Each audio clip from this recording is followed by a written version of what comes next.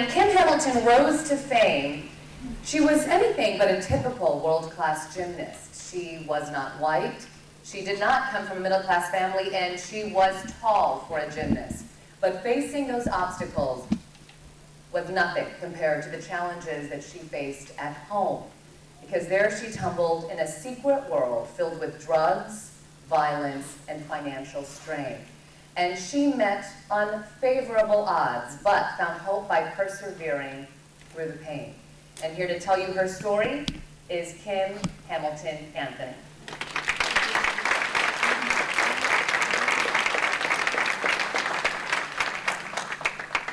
She is tall for a gymnast. Is it morning? Good morning. Good morning. I got in late last night, so I don't know what time it is. But Shannon, thank you so much for introducing me. When I lived here, I relied on you every evening to give me the news. As a native of Richmond, Virginia, born in 1967, for Kim Hamilton Anthony, life was not easy. As her book states, 3 generations before her shared 2 bedrooms in a 4-room house on South Lombardy Street. Up to 13 people lived there at any given time. And if you wanted to take a bath, you had to take it in a tin tub in the middle of the kitchen floor. There are lots of bills to pay, a lot of mouths to feed. As Kim continues, she tells a riveting story of a young lady and a clearly unplanned pregnancy that would change her life. And because of that, she was encouraged to end the pregnancy. And she was shown exactly how she could do it, so that her child would not be born into a desperate situation. But after several failed attempts, she refused to keep trying. She had a second time to give up on motherhood, but she chose not to. And so she asked the baby through the cesarean birth. The head was caught beneath this pelvic bone, and they thought they would have to break the baby's neck in order to free her, which of course would cost her life. But then out of nowhere, this doctor comes in, and he says that he could save both mother and child. And that's exactly what he did. A second time, this baby's life was spared. A lot of people would have written off this teenager. Some would have written off the child. This teenager is my mother.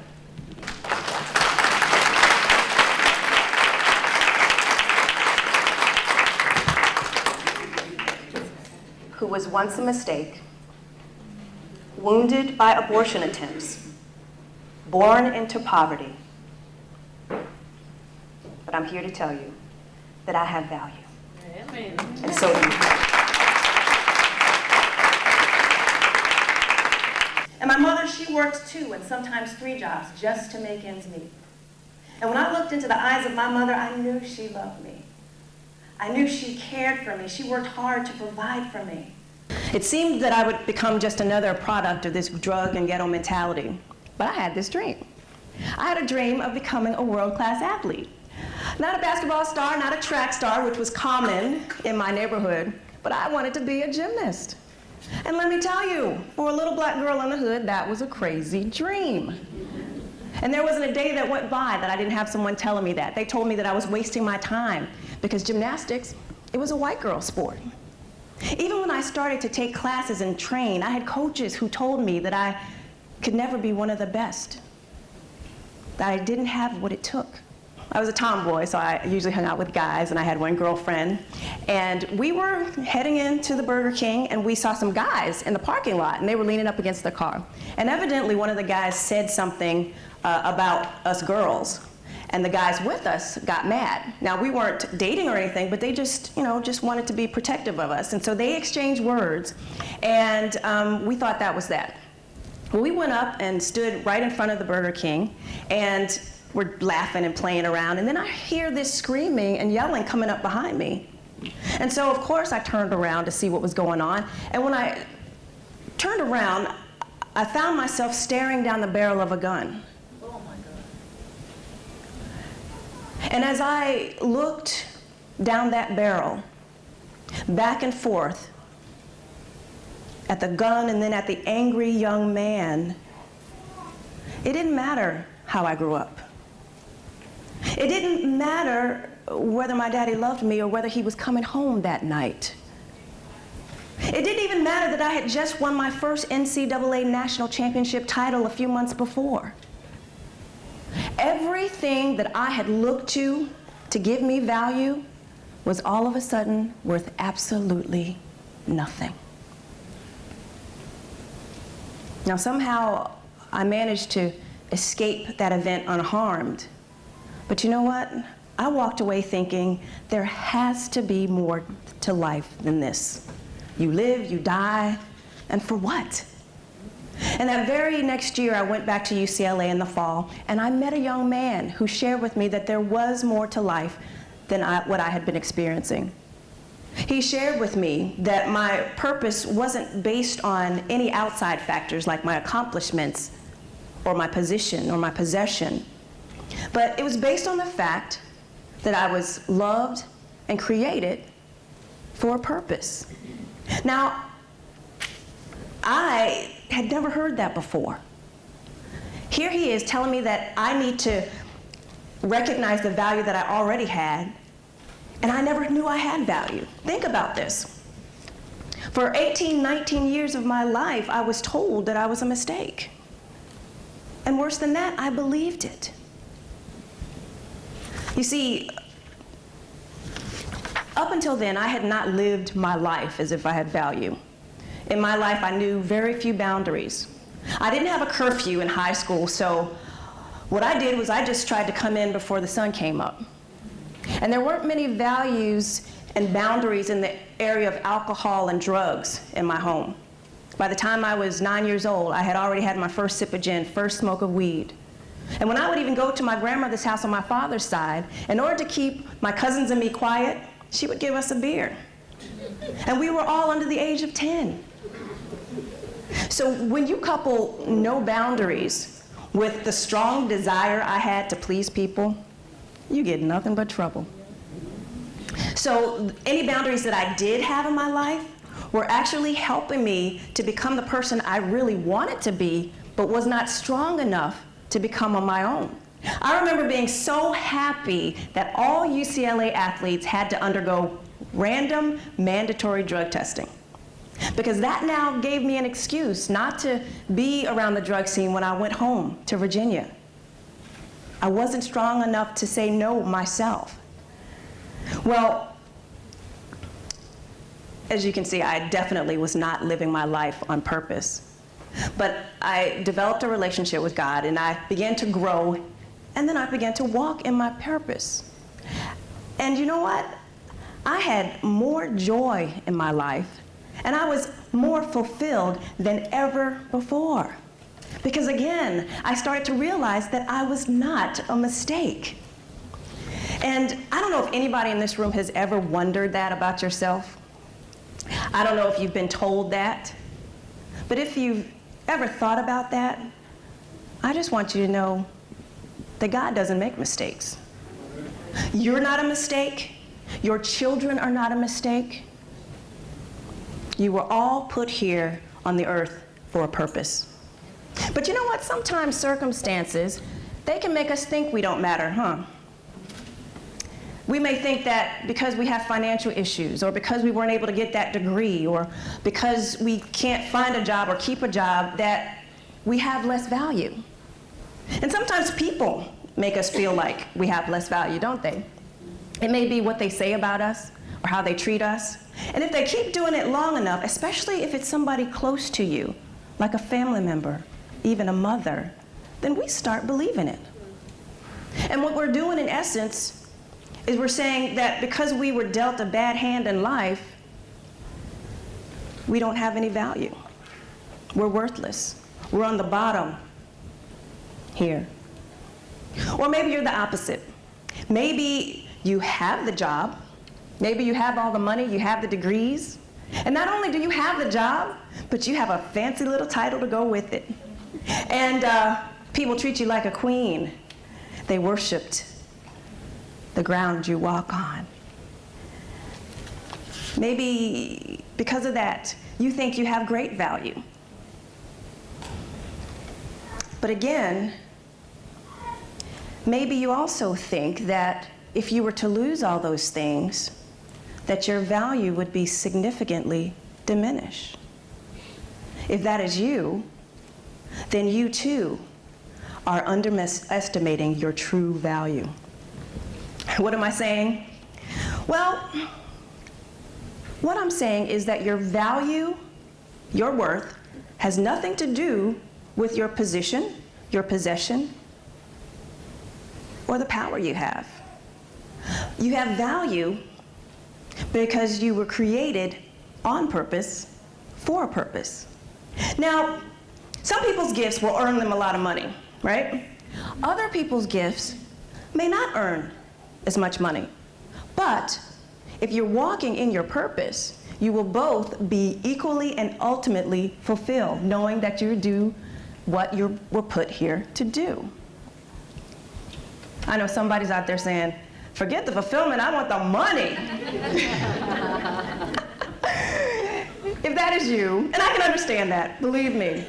But think about it. There are a lot of examples out there of people who have all the money they could ever ask for, but they're still unfulfilled.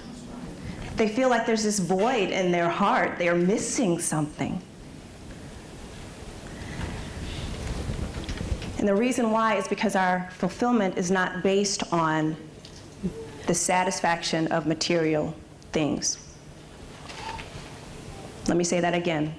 Our need for fulfillment cannot be satisfied by material things. It is only when we discover our purpose and walk in it that we are truly fulfilled. Let me ask you this. How is your purpose manifesting itself to others? Think about it. When others watch you live your everyday lives, do they somehow benefit from that? Do they get encouraged? Are they inspired? Do they become or want to become a better person because of you? When they hear your name, do they respond positively? Or do they turn up their nose because they know you have nothing to offer but drama? How is your purpose affecting other people? Now, we all have purpose, and it will look different for all of us. Our purpose may even look different over our lifetimes, depending on the season of life. Because there will be a time when you will be a mother, and you will do everything for your babies. I remember, this is being recorded. I remember being at home with my two boys. They're 19 months apart, when they were little. And I would sing, I wipe booties all day, I wipe booties all day, I wipe booties. You know, because that is what I felt like that's all I did. That is all I did. And I was so glad when I did not have to do that again. So we have different seasons of our lives, and our purpose kind of adapts to those seasons. But I believe all our purposes have to do with using the talents, abilities, and our passions to have a positive impact on the people around us and the world around us. It took me a while to figure out that I mattered to the world, because I had to overcome low self-esteem issues. And there are some of you here who are still trying to figure things out. And you're wondering and struggling against the odds, wondering if there's more to life than what you're experiencing right now. Is there more for you?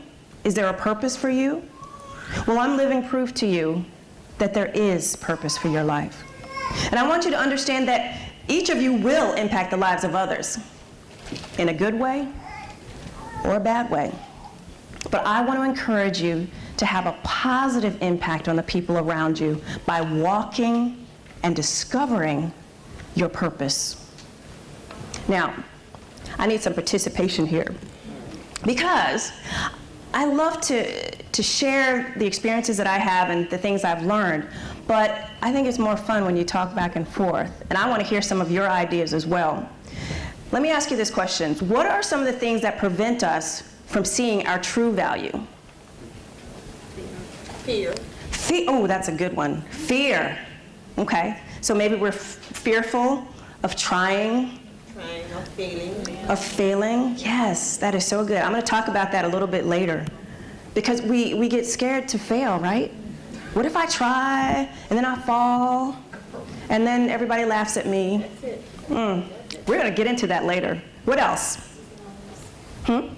Pleasing others. We don't embrace our own values because we're too busy trying to please others. And when we try to please others, what we find ourselves doing is doing what they want us to do. It may not have a thing to do with our personal gifts or our interests. We could be passionate about something over here, and we're settling, basically, trying to please other people. Anything else? Access to resources. Say that again? Access to resources. Access to resources. Rejection. Yeah. Because when people hear about your passion, because I know, at least I hope everybody is thinking about something in their mind that they believe they want to do, and a special gift that you have. But then you share that gift with somebody, and they shoot it down, and you feel that rejection. That's difficult. That prevents us from really embracing our value. Now, also, I believe that listening to the lies that our value is based on looking a certain way, performing a certain way, that can keep us from valuing ourselves, because whoever they put up there in front of everybody is what we all try to become. And I'm guilty of it. But you know what? Sometimes I have to put the magazines down. Sometimes I have to turn the channel because I start thinking that maybe I don't measure up because I don't look like this person here. Anybody ever experienced that? Yeah. But it's okay to be ourselves. If everybody was the same, what a boring world we would have. And sometimes people close to us, they lie to us, and they tell us that we're not valuable. And we lie to ourselves, and we tell ourselves that our value is based on how we compare to other people. Again, each person is unique, and our purpose will be too. But what happens when we decide to follow everybody else, follow the crowd, and do what everybody else is doing instead of being ourselves? What are some things that can happen? You won't become the best you can be. Yes, you won't become the best you can be. There is nobody who can be you better than you. Excellent. Anything else? You lose yourself. Who is that over there? Who said that? You lose yourself. All of a sudden, you're living your life for everybody else but you. And who ends up being unhappy? Everybody else is happy, but then you're not. You know, I believe you also, if we just shoot after everybody's dream, and you know what, I can talk about this because I used to do that a lot. When I came out of college, I didn't know what I wanted to do, so I would watch TV and pick everybody else's jobs. I'm like, that looks like fun, let me try that. So I have tried so many different crazy things, only to realize that they weren't fulfilling to me. I remember, does anyone know Ahmad Rashad? Okay. He used to cover sidelines for the NBA. I don't know if he still does or not, does he? But I wanted to be Ahmad Rashad. I was like, you know what, I want to, cover the sidelines in the NBA. And that's my passion, my dream in life. And so I got the opportunity to do that. And I remember I was covering a game, and this was back when Charles Barkley was playing. And he said something crazy to the ref. And so as a sideline reporter, or courtside reporter, you're looking for stuff that nobody else sees so you can report on it. So I called them, I said, Charles just said blah, blah, blah, blah. And they said, okay, we're coming to you in 10, and they count down. I give the story, the producer loves it, and everybody's laughing, and I walk away, I'm like, oh yay, that's, I did something good today. And then I went over to my little corner that they used to keep me in, and I said, who cares? How is that impacting the world in a positive way? And so that's when I realized that this job that I thought would fulfill me, it wasn't doing it. I wanted more. I wanted to have people's lives changed as a result of what I said. So when we don't follow our purpose, our calling, we miss out on being fulfilled. And you know what else? Everybody else misses out on whatever it is we have to offer. The world is not complete if we don't do what we're put here to do. I want to encourage you that your value, your worth, is not based on your possession, position, or the power you have. It's based on the fact that you were created on purpose, for a purpose.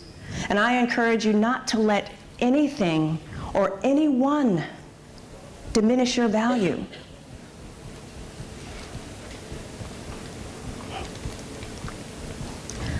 When I was growing up, I had to hear people tell me that I was a mistake. And I don't know if any of you can relate to that, but it tore me apart. And if all I ever get to do for the rest of my life is go around and tell women how valuable you are, that is okay with me. Please don't let anyone, anything, or any circumstances prevent you from embracing the true value that you have. It's not based on all these outside factors. And don't be afraid to be yourself. Don't be afraid to be yourself. I don't care if people look at you like you're crazy when you tell them about your dreams. Yeah. There's some toxic people in this world. Just walk away. And sometimes we'll have to hold those dreams close to us and only share with people we know love us and care for us. And that's okay. But don't let what people say to you prevent you from walking in your purpose. Oh. My hope for each of you today is that you will embrace how valuable you are, no matter what your circumstances are. And I want to come back this afternoon, and I want to talk about some practical things that we all can do to help us to move into that area of purpose. Now, I like to leave you with things that you can take away. I don't want to just sit here and talk to you, and then you walk away saying, oh, okay. I want you to take it home, and I want you to apply it to your lives, so that you can begin to walk in your purpose or continue to walk in your purpose. Again, thank you so much for taking the time to listen. God bless you. Enjoy the rest of your day, and I will see you later.